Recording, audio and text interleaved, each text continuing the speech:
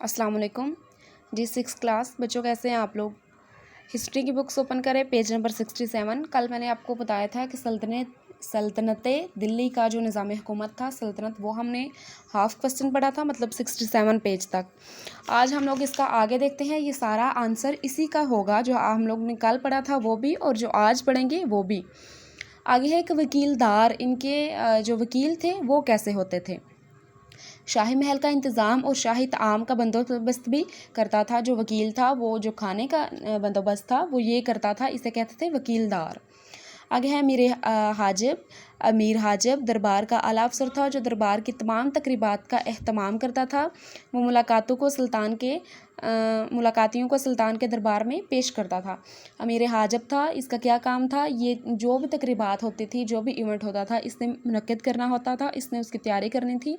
और जो भी कोई सुल्तान साहब से मुलाकात के लिए आता था, ये अमीर हाजिब उनके पास लेके जाता था, उनकी खिदमत में पेश करता था।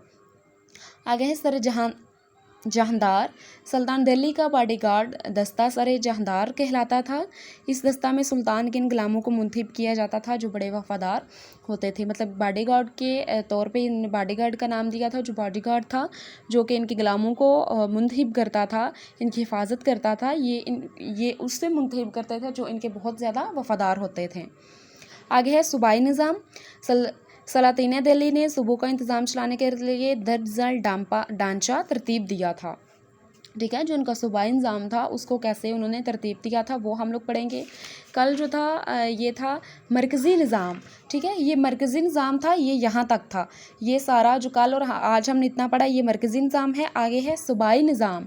सूबाई निज़ाम उन्होंने कैसे जो है वो सारा बनाया था वो आज हम लोग पढ़ेंगे।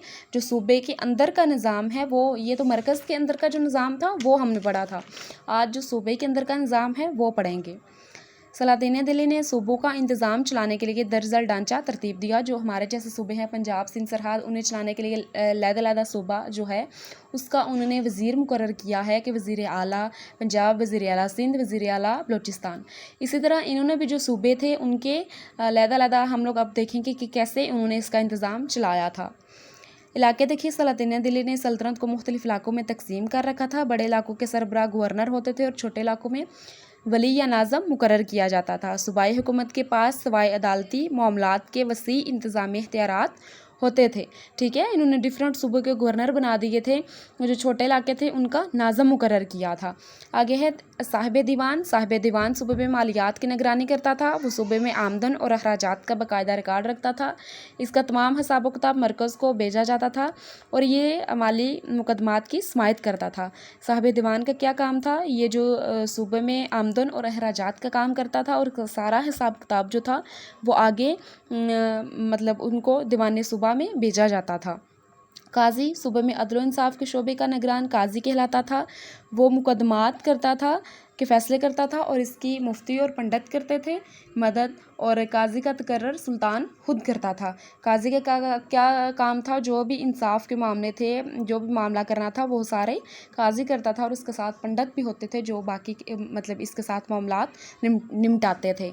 ठीक है, यहाँ तक बच्चों करें कि सूबाई निज़ाम तक हम लोगों ने किया है। आज सिर्फ यहाँ तक इसका आंसर करें, बाकी हम लोग कल करेंगे। ये जो आज और हमने कल किया ये इसी सारे क्वेश्चन का आंसर है। इसे कॉपीज़ पर राइट करें और इसे